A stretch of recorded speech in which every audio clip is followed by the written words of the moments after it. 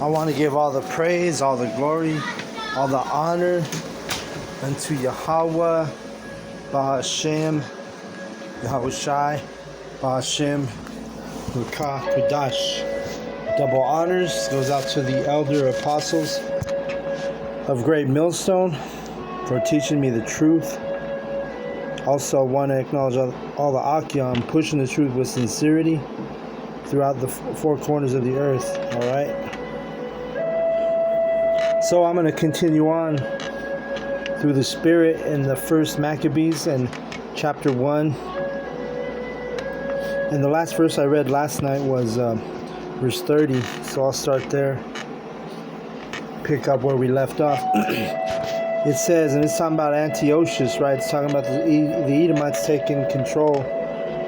And, the beginning of the Hellenization under the Edomite captivity, which was the Greek captivity, right? To start out with, who became the Romans, who in history further, fast forward. Now they became Europeans, and then they became the Americans. So anyway, reading 30, it says, and spake peaceable words unto them, but all was deceit. For when they had given him credence, he fell suddenly upon the city, and smote it very sore, and destroyed much people of Israel. Alright? And this is talking about the King Antiochus Epiphanes, right? So once you give the devil credence or credit, he's going to backstab you, turn you around and kill you in these cases, He says he destroyed many people of Israel, and that's the same thing he's doing now.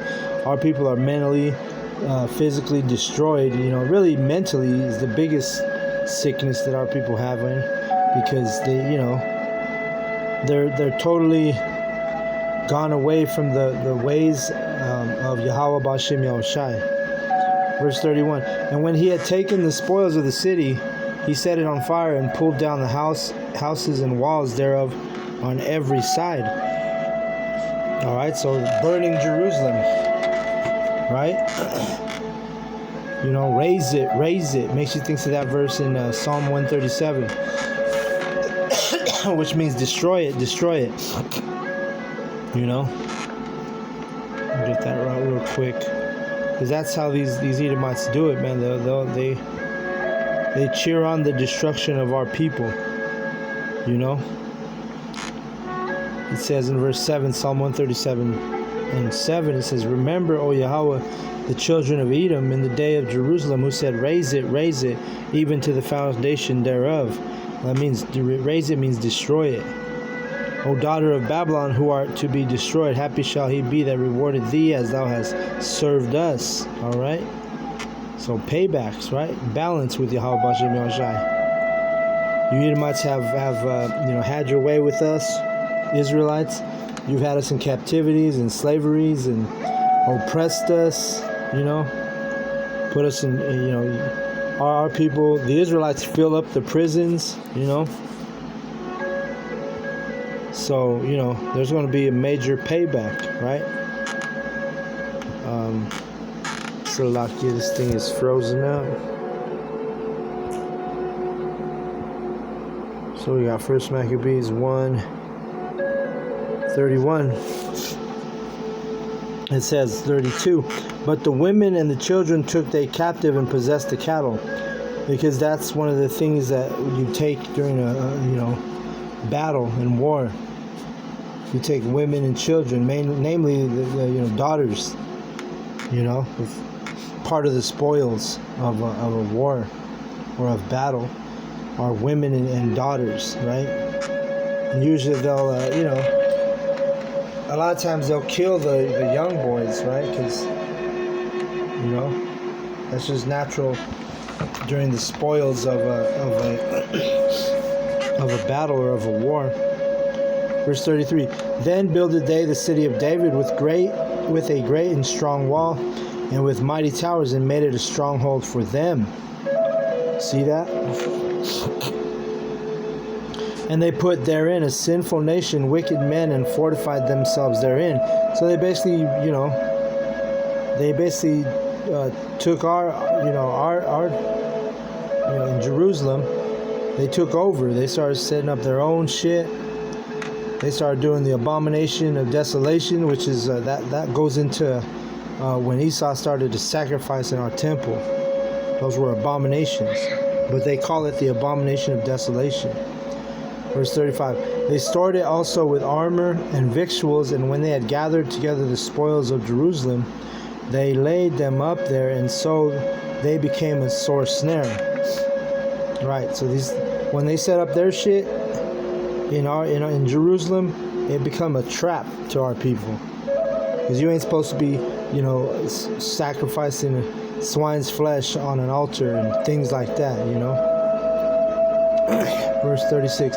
For it was a place to lie in wait against the sanctuary and an evil adversary to Israel. Right. So Esau Edom, he's the wicked.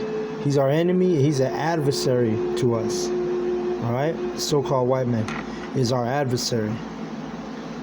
Verse 37. Thus they shed innocent blood on every side of the sanctuary and defiled it, and they still do that. To this day, they're always killing the Israelites in the streets through their modern day Roman soldiers, their Greco-Roman soldiers, which are the police. Do they not?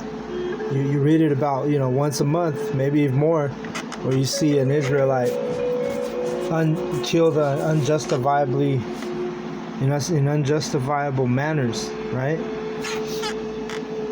And it all goes back to Yahweh. Yahweh has them ruling over us, devouring us, like it tells you in, let me get that real quick, in Esdras, 2nd Esdras 6, towards the end, I think. 2nd Esdras 6 and 57, it says, And now, O Yahweh, behold, these heathen, which have ever been reputed as nothing, have begun to be lords over us and to devour us. See? And they do devour us, man. Look at our women. We can't even be the so-called black man and so-called Hispanic and Latino man, Native American.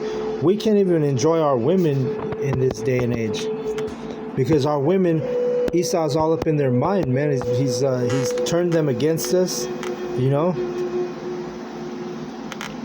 set it up to where they they don't respect the Israelite men, these women. It's all messed up. When you get on a deep level, really the whole blame is to go on Esau Edom. For the mindset of our women, they think they can be with multiple men. They have so much liberty here. It's totally, the woman is totally against you, man. I don't care if you have a wife and you've been with her for 20 years, she's most of the time she's there because it's a comfortable situation for her. She has nowhere to go. But if these women, if they're a little bit attractive and they have somewhere to go, it's hard to find a ride or die. You know what I'm saying? And our women, they're really, actually not just our women. Women in general, they cleave to power, right? And right now, we don't have the power. We're in slavery. We're slaves, man. Just like back in the day. The slave master, he would take on the woman. If he had a slave woman, a lot of times they would take on those slave women. And that's the thing with our women. Esau has made it it's very easy for our women to leave their Israelite men. And matter of fact, when they do leave you, if they do leave you, you're the one who has to pay. You have to pay the child support and the alimony, all this other bullshit. Because why? This is the wicked are ruling. All right. Let's see.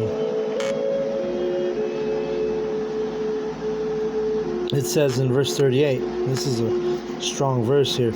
In so much that the inhabitants of Jerusalem fled because of them, whereupon the city was made a habitation of strangers, and became strange to those that were born in her, and her own children left her. Talking about the Israelites left Jerusalem, and they were scattered. Our people, remember, Yahweh, as a curse, Yahweh Ba'Shem Yahushai scattered us in all nations.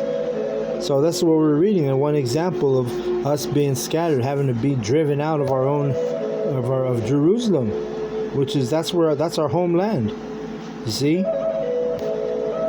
And these fucking heathen, and then more specifically, these Edomites, they drove us out of Jerusalem. We had to leave. That's why it says strangers, because another word for stranger is Gentile. Another word for Gentile is stranger. You see? Verse 39, her sanctuary, talking about Israel, her sanctuary was laid waste like a wilderness. Her feasts were turned into mourning, her Sabbaths into reproach, her honor into contempt. And then really it's still like that. You know, we fast forward to the Babylonian American captivity, the daughter of Babylon, and our feasts are still in mourning, man. You don't have in this captivity, when we hold the Passovers, most of the camps, they don't even have women with them. We don't have our women. We're all with the brothers, right? Because why? Because these women are not down for this truth. They're not down for this knowledge. You know, not right now. Now, are there going to be some women? Yeah, of course, there are going to be some elect women, but right now they're not in that desperation mode where they're going to be like, oh yeah, I'm okay with you having multiple wives, or I'm okay with, you know, following the laws the way they're supposed to, or I'm going to let you lead me, you know? No, man, they've been Babylonianized, however you want to say it. I can't say it right now. But they basically, Babylon, America has polluted their mind to where they're not going to be in order until they're desperate. Until the Lord puts that desperation on them. And it's going to happen. Isaiah 4:1 is going to happen. Where it tells you that 7 women shall, take hold of one man. And that 7 is a complete number. So, let's see, where are we at? Oh yeah, it says right here, you know, our Sabbaths are turned into mourning. You know, our feasts, our mourning, our Sabbaths are a shame. Because how many women you know are right now in this day and age are keeping the Sabbath? You know, you got a lot of women who are keeping the Sabbath of Amalek, because a lot of these camps, they go off with the Sabbath, and they're limited to thinking that it's only on Friday night sundown to Saturday night sundown, which the Sabbath is dictated by the moon, so it always changes. So you got these women who think they're doing the right thing, and men, but they're not even keeping the Sabbath. So that's a shame that you don't even know the Sabbath. That's what it's talking about here. Verse 40. As had been her glory, so was her dishonor increased, and her excellency was turned into mourning. And that's our people, man. Glory means beautiful. You know, we were the most beautiful nation, most powerful, strong nation, but it hasn't been since King Solomon, King David, during that era. This is how long it's been since we fell out of glory, since we became that degenerate plant. You see? Let me get that real quick, if I can remember. Is it Jeremiah 2:21? Yep. Yet I planted thee a noble vine, holy, a right seed. How then art thou turned into a degenerate plant of a strange vine unto me? And that's the Israelites right now. The majority of our people are a strange, degenerate plant, a strange vine. And then when you go into that word degenerate, what it means is you're not what you once were. You're not what you used to be. Degenerates, you know? So our men, we used to have the respect of our women. We used to have multiple women. We used to have our women bringing us women. You see? And now it's a degenerate. Now you can't even keep a woman, right? Esau's giving her so much liberty and a fucked up mindset to where she don't feel like she has to get in order, get in line. And you can always, anytime you have, man, just let me put it out there like this. Anytime you're having trouble with your woman, you could blame Esau for that, man. Straight up. 1 Maccabees 1. You know what I'm saying? And that's just the fact of the matter. Those of you who don't believe with that statement, it's okay. I don't expect the majority of y'all to believe this truth. You know, we know that this truth is only for the elect. The rest of y'all are just going to be lost in the sauce. You ain't going to believe this knowledge, this truth. But hey, we're going to get it back. when the kingdom comes. All right, when we get the kingdom, everybody's going to be in line with what we're saying, what the words of the prophets, the words of Yahweh B'Shem Yahushai and his servants. Okay.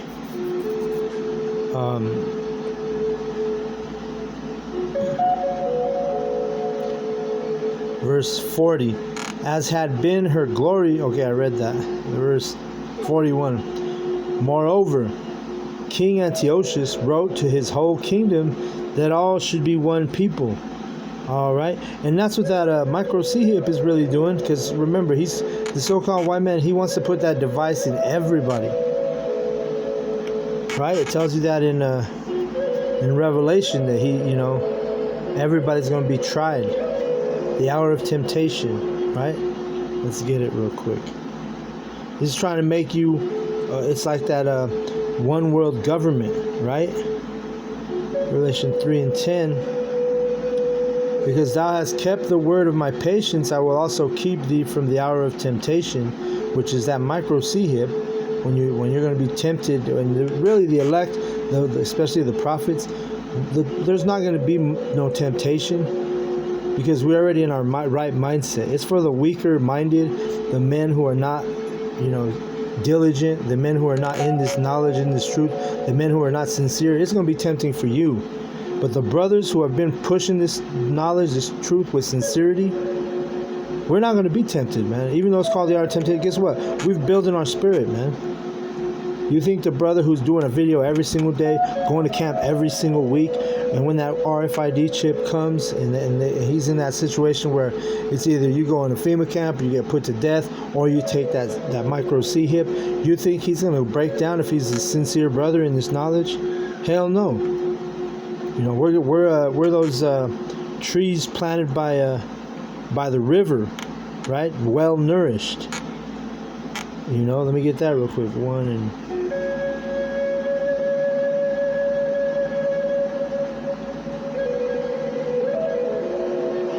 Maybe it's Psalms. Yeah. Psalm 1 and 3. And he shall... This is talking about the man who walks in the counsel of Yahweh. It says, verse 2, but his delight is in the law of Yahweh, and in his law doth he meditate day and night. So that's what we do, man. We're always thinking about these prophecies. We're always thinking about the law, We keep it to the best of our ability, right? Part of our law is not getting a cutting in your flesh. So when they try to, present that micro C-hip to us, guess what? We already know that's against our law. It's in Leviticus. It tells you not to get a cutting in your flesh. So first of all, it's a law. Second of all, we're always meditating on this truth day and night. Third of all, we're always in, we're in the spirit at least half the time. Maybe more, but at least there's balance. Minimum is half the time you're in this knowledge and this truth. Right? Verse 3. And he shall be like a tree planted by the rivers of water that bringeth forth his fruit in his season. His leaf also shall not wither, and whatsoever he doeth shall prosper. You see that? So we got that foundation. We're those trees planted by the river. And whenever you see a tree planted by a river, man, that tree is one of the most healthiest, well-nourished trees around because it's got that river right next to it. When its leaves bloom, and blossom, those things are bright, healthy. You see? Verse 4, the ungodly are not so, but are like the chaff with the wind driveth away. You see that?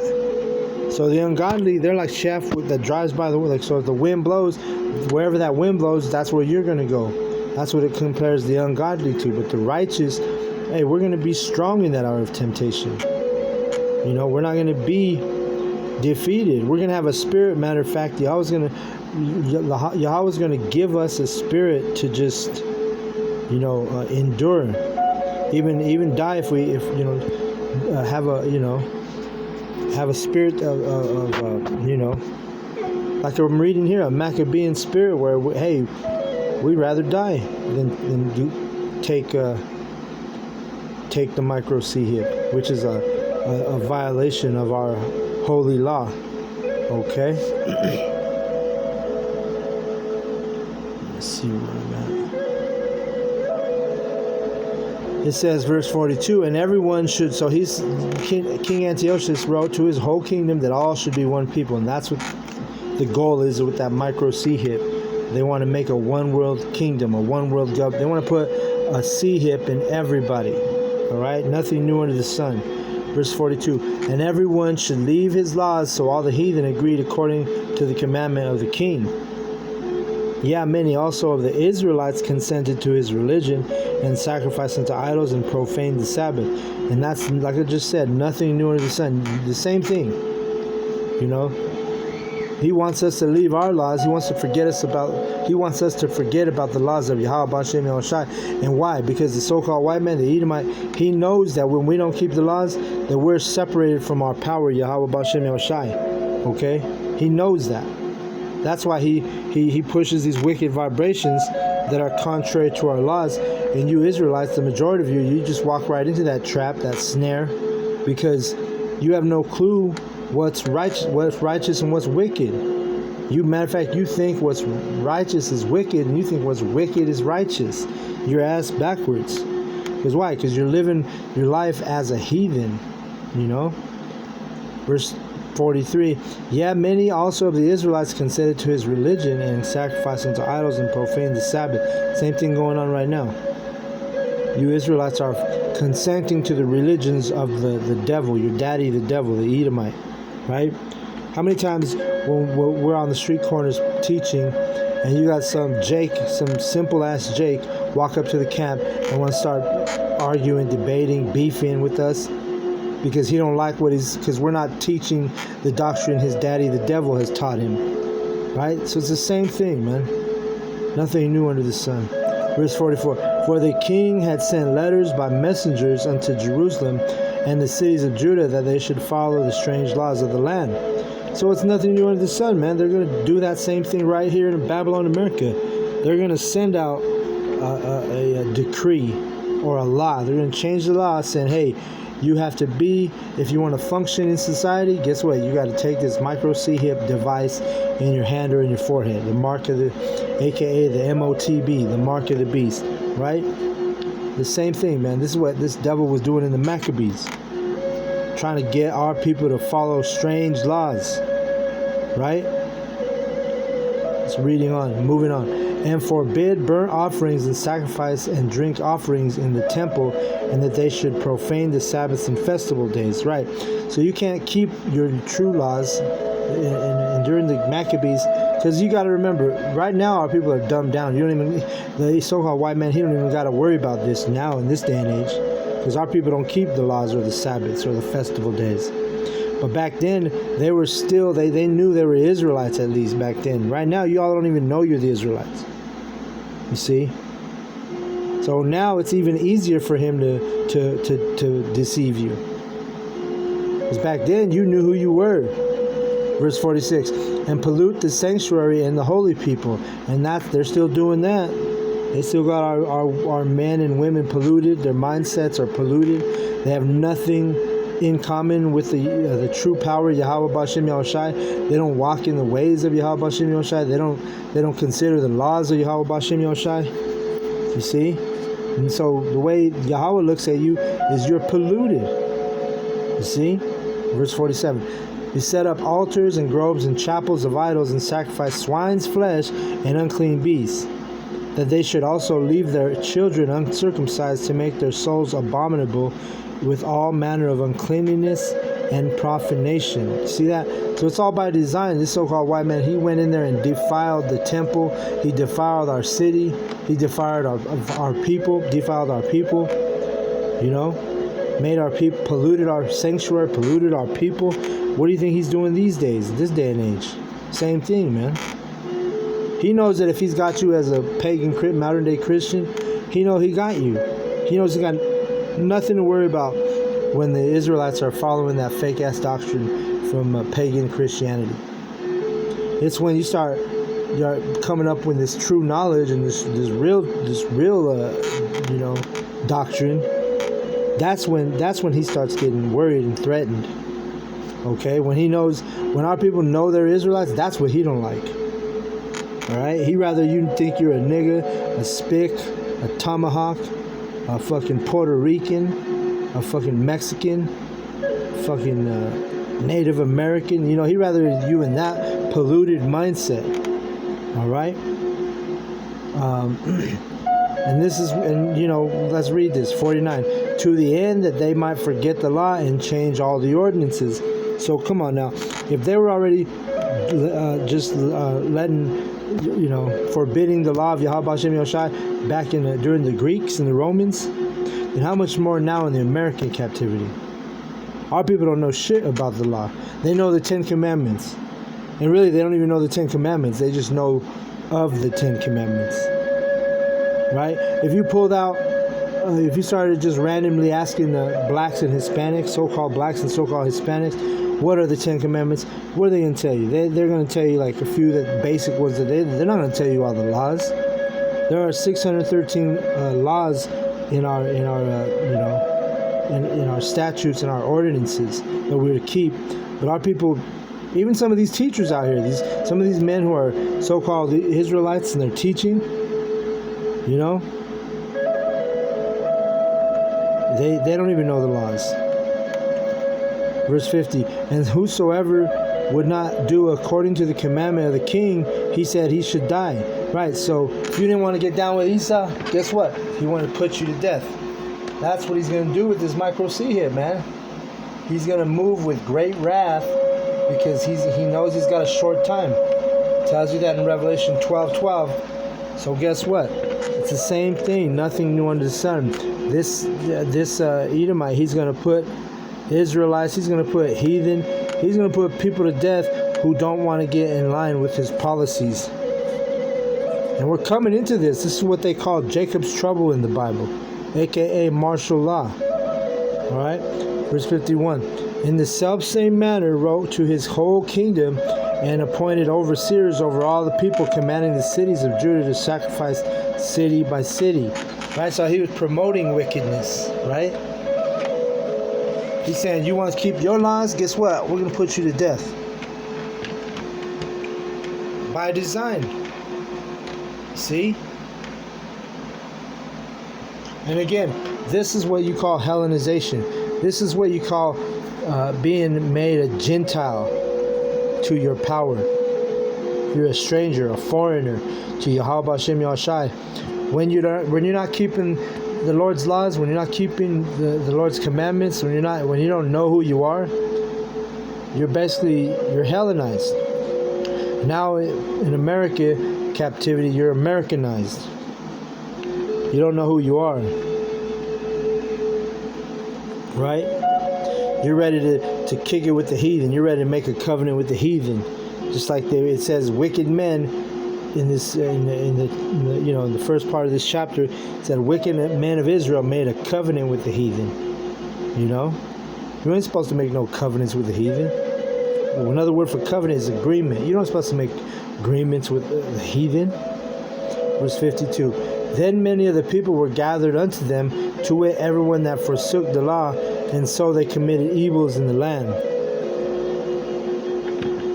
and drove the Israelites into secret places, even wheresoever they could flee for succor. And again, remember, our people have been cursed, so we've been driven out, and it's Yahweh that allows these heathen to drive us out all over the world to these different nations, and even places that they call it, what do they call it, a secret places? Places you don't even know about. Our people were going to for refuge, for safety, to get away from the devil. You see, verse 54. Now the 15th day of the month, Casleo, in the 145th year, they set up the abomination of desolation upon the altar and builded idol altars throughout the cities of Judah on every side. So Esau was just having a heyday, running around building up altars and groves and all kind of wicked shit. And that's what I said earlier, the abomination of desolation, dealing with sacrifices of the heathen. Right? Verse 55. And burned incense at the doors of their houses and in the streets. And when they had rent in pieces the books of the law which they found, they burnt them with fire. So they was destroying the Bible. They was trying to get rid of the truth. They were trying to, and even to the point, like, come on now, fast forward to 1611. these fucking Christian Protestants, what they do, they took out what we're reading. You can't even read this in a lot of Bibles. What we're reading right now on this lesson, you can't even read it in a lot of Bibles in this day and age. Because why? These motherfuckers, just like they were burning and ripping the Bibles in half, and then they took it out, in 1611, they took out the Apocrypha. And now you got stupid ass Israelites, who they don't believe, they believe what the devil tells them, like this is not a scripture, this is not holy scripture,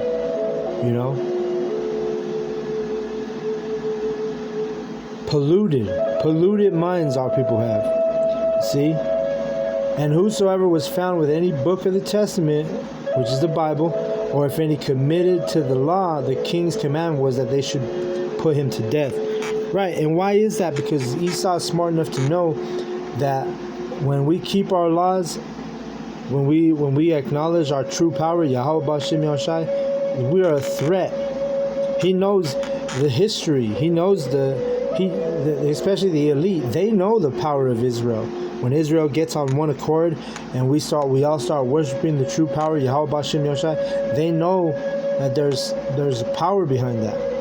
That's why they try so hard and they put in millions and millions and billions of dollars to keep this truth from us. All right? To the point where they set up fake theology schools, seminary schools, just to teach lies, teach, bullshit doctrine. See? Verse 58, thus did they by their authority unto the Israelites every month to as many as were found in the cities. Now the 5 and the 20th day of the month they did sacrifice upon the idol altar, which was upon the altar of the Most High. So, see, this is that abomination of desolation. They were sacrificing pigs. They were sacrificing all kind of different shit, which was wicked as hell. You don't sacrifice no fucking pig to the Most High. That's an unclean animal. It's an abomination, right? Verse 60. At which time, according to the commandment, they put to death certain women that had caused their children to be circumcised. So if the women were righteous and they were doing the right thing, then guess what? They'd punish them, kill their kids, kill their sons. Right? That's how wicked this devil is, and you want to be just, in cahoots with him. You want to be buddy with your enemy.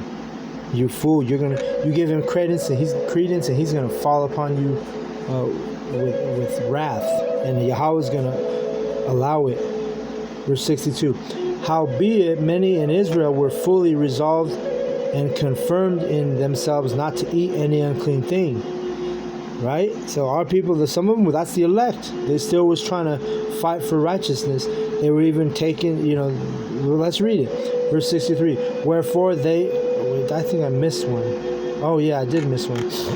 61 says that they were putting our kids to death, right? If a woman was caught doing the right thing, keeping the commandments, having a Bible, doing something righteous, that's what it means to be circumcised. It means to keep in a righteous way, to be in order. Right? When you're uncircumcised, it means you're not in order. It means that you're not following the law. You're not honoring the truth, right? So what was Esau doing to our women that was trying to do the right thing in the eyes of the Most High, Yahweh B'Shem Yahushai? Verse 61, and they hanged the infants about their necks and rifled their houses and slew them that circumcised them. Right? So they were killing the women, hanging the babies by their necks, rifling their houses, which means, going in there and just basically, just fucking taking over violently our women and our kids, right? That's why when you go to Psalms, this is the spirit, because I was already in this chapter, 137, and I didn't read 9. I'll read 8 again. O daughter of Babylon, who art to be destroyed, happy shall he be that rewarded thee as thou hast served us. Happy shall he be that taketh and dasheth thy little ones against the stones. Right? And what does that mean? Meaning you're going to be happy when you get this payback, when you're dashing their little babies against these rocks, against these stones. The Lord is going to put a spirit on certain men who are going to be taking vengeance, and we're going to have spiritual powers when we start doing all that, It could come maybe before the spiritual powers come, but we already have spiritual power. It's just going to be,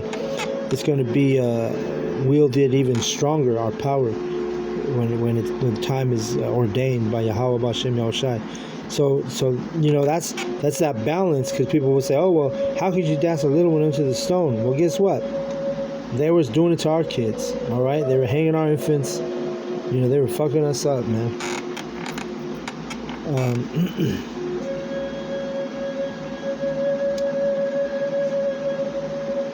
Verse 63, it says, because they were, well, let me read 62. Howbeit many in Israel were fully resolved and confirmed in themselves not to eat any unclean thing. Right, because those were the elect of that day.